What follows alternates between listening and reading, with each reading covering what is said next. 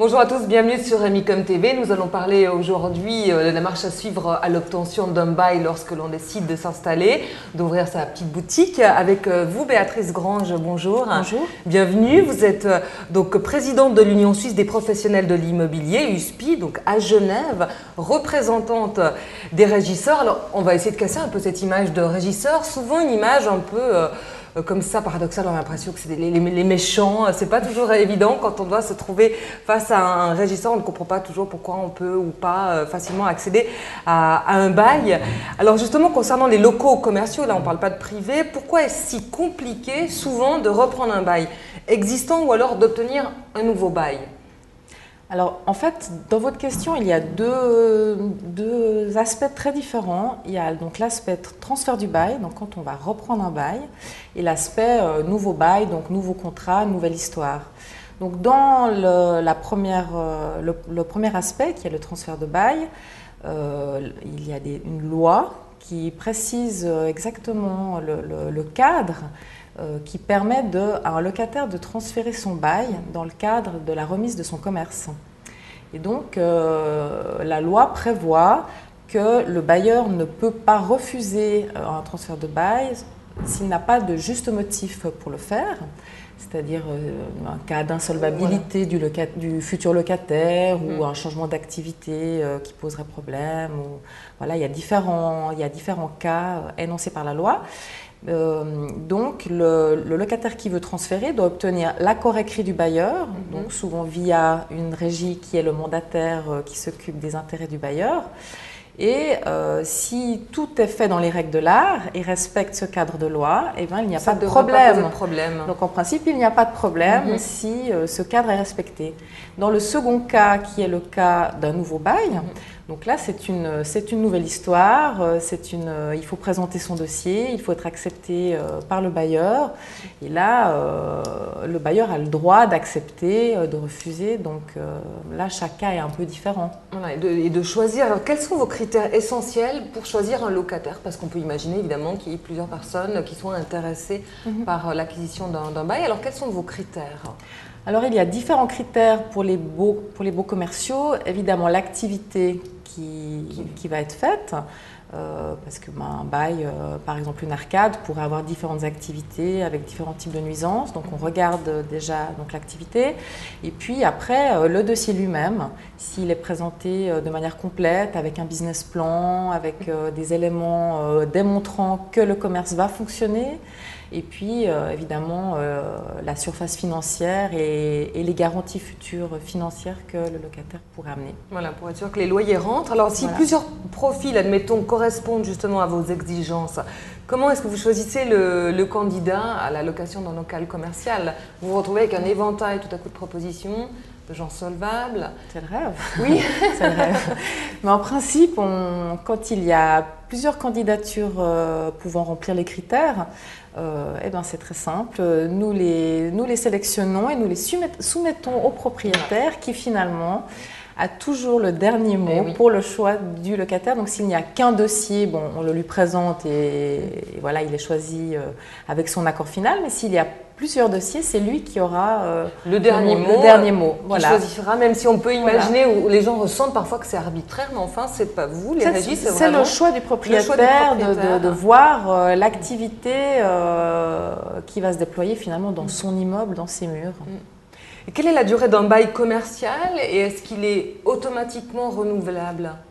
Alors, la durée d'un bail commercial est assez variable. Disons que classiquement, quand c'est un nouveau bail, ce sont des baux qui sont signés pour 5 ans, pour la simple et bonne raison qu'il faut signer un bail de 5 ans pour pouvoir après indexer le loyer chaque année à l'indice suisse des prix à la consommation. Donc, c'est une façon assez transparente d'augmenter progressivement un petit peu les loyers. Donc, les régies proposent des baux de 5 ans. En principe, un bail est automatiquement renouvelable. C'est prévu dans le bail, le renouvellement, les modalités du renouvellement. Donc, soit après de 5 ans, soit de 12 mois en 12 mois. Et pour qu'il ne soit pas renouvelable, cela doit être spécifié dans le contrat de bail que c'est un bail à durée déterminée avec une date de fin qui est vraiment écrite noir sur blanc. D'accord. Est-ce qu'on peut négocier? Alors c'est très à la mode en ce moment, on dit on peut négocier son loyer. Est-ce que c'est faisable? Ça dépend évidemment, j'imagine beaucoup de personnes sur l'objet. Voilà, il y a plusieurs cas. Évidemment, à la base, on ne négocie pas le loyer. Le loyer fixé est un loyer réfléchi en fonction du lieu, en fonction des prestations offertes, de l'immeuble. Donc le loyer, en principe, ne se négocie pas, mais bon, voilà, évidemment, il y a ça reste ouvert. les écarts. Si la personne a le loyer, le bail depuis 20 ans, évidemment, il va être soumis à une augmentation, donc selon des critères aussi bien précis. Oui. Donc, et à quoi sert la garantie de loyer? Donc il en faut une, surtout pour un local commercial. À quoi ça sert? Comment ça fonctionne? Alors, la garantie de loyer pour un bail commercial reste ouverte. Donc, le nombre de mois de loyer demandé peut varier de 3, 6 mois, 9 mois, 12 mois demandés. En fait, les bailleurs ne sont pas du tout contraints à demander uniquement 3 mois. Et cela sert alors à couvrir les éventuels loyers impayés. Lors d'une procédure de résiliation pour défaut de paiement, eh bien après, à la fin, le propriétaire peut essayer de récupérer les loyers impayés par le biais de la garantie bancaire. Ou lors du départ du locataire, s'il y a certains dégâts lors de l'état des lieux de sortie, ils peuvent être aussi couverts éventuellement en cas de défaut vraiment probant avec sa garantie de loyer. Ou alors aussi, il permet de rassurer aussi le bailleur lorsqu'une activité nouvelle se crée, que la société se crée et que le bailleur estime avoir besoin de garanties supplémentaires pour signer un bail. Donc il peut exiger 6 ou même 9 mois ou 12 mois pour avoir une assise financière plus importante.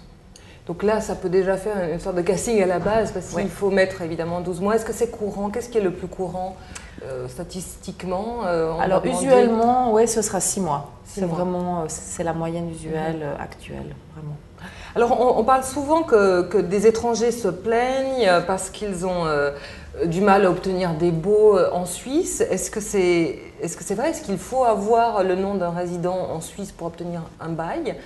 Comment ça se passe? Voilà, il faut déjà avoir un permis de travail en Suisse. Si on signe un bail commercial, il faut avoir un permis. Mais il y a beaucoup de Suisses même qui habitent en France, par exemple. Donc, ils ont leur domicile sur France et pas sur Suisse.